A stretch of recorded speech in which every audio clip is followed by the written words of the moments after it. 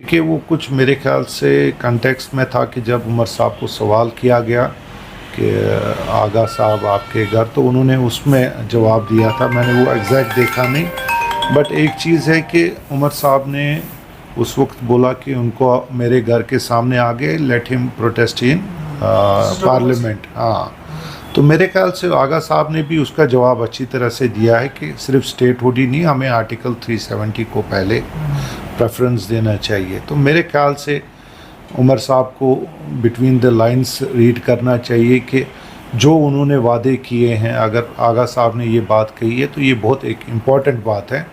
वो अपने वादों से मुकरना नहीं चाहिए उनको। अगर उन्होंने पूरे कश्मीर के साथ वादा किया है कि इन चीज़ों पे, तो कब करेंगे शुरुआत करें, अल्फाज अपने मुंह से वो दोहराए तो सही। हमने तो अभी तक कुछ देखा नहीं। देखिए, मैं तो नहीं कह सकता हूँ सॉफ्ट है या हार्ड, जो भी आप बोलेंगे, बट मैं इतना कहूँगा कि इतनी बातों में निचोड़ एक ही बात उन्होंने कहा कि एक मीडिया फ्रीली बात कर सकता है। तो मेरे ख्याल से मीडिया पहले भी अपना काम अच्छे तरीके से काम करता था। अगर आप सीएम साहब ने कहा है कि फ्रीली काम कर रहे हैं तो बहुत अच्छी बात है, but what people were expecting, एक आम लोग एक्सपेक्ट कर रहे थे कि 100 डेज़ आने वाले हैं या हो गए हैं, मुझे वो भी नहीं पता है अभी तक किया क्या इन्होंने। जो इन्होंने वादे किए थे लोगों से इलेक्शन के दौरान, उनमें कोई एक वादा उन्होंने पूरा किया हो तो वो हम सुनना चाहेंगे। और यकीन मान लीजिए, हमें खुशी होगी कि अगर लोगों को आराम मिलता। 200 यूनिट्स या अपना जो गैस सिलेंडर, छोटे छोटे चीज़ें जो बोली थी, और कहीं फार फ्लंग एरियाज़ में या सिटी में भी ये 200 यूनिट गैस सिलेंडर माने रखता है। और जब ये वादा खिलाफ़ी होती है तो लोग इससे फिर बड़े परेशान होते हैं और भरोसा उठ जाता है।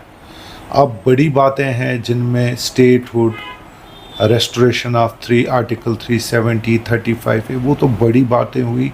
अब तो ये छोटी छोटी बातें भी नहीं हो सकती हैं। तो हम उम्मीद करते हैं कि आने वाले दिनों में, अगर अभी तक कुछ किया नहीं तो अब जाके ये कुछ कर लें, ताकि लोगों को एक राहत की सांस मिले। और पहले ही अगर कुछ, अभी मौसम भी अभी बता रहा है कि आने वाले दिनों में मौसम और ख़राब हो सकता है, बर्फ़बारी का है, तो इस बार थोड़ा प्रिपेयर रखे पूरे। इसमें मेरे ख्याल से एक पॉलिसी होनी चाहिए जिसमें हमें ये नहीं देखना चाहिए कि एक एमएलए हमारे साहिबानी एक सामने स्नो क्लियरेंस करवा रहे हैं।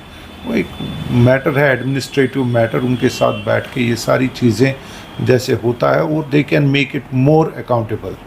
क्योंकि यही एक उम्मीद होती है कि इलेक्टेड गवर्नमेंट से, और कोई उम्मीद नहीं होती है इन चीज़ों को एक्सपेडाइट करने के लिए।